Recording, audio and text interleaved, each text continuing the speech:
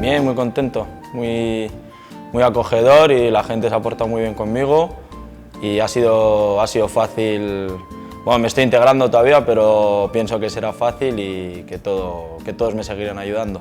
Bueno, en cuanto salió el Eibar no dudé, entonces el que un club haya estado tantos años en primera, un club que va a pelear por volver a primera, que hace también las cosas y sobre todo también que es un club que está cerca de mi casa y era volver a mi tierra y por eso. No había mucho que pensar, no había mucho que elegir.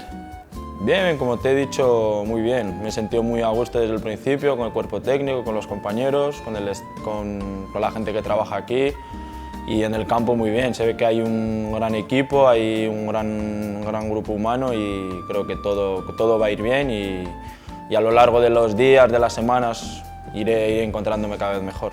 Bueno, soy un jugador vertical, que intenta siempre ir hacia adelante, como consigo un jugador que busca siempre el regate, pero a la vez soy bastante llegador, entonces creo que puedo aportar eso al equipo, bastante verticalidad y llegada.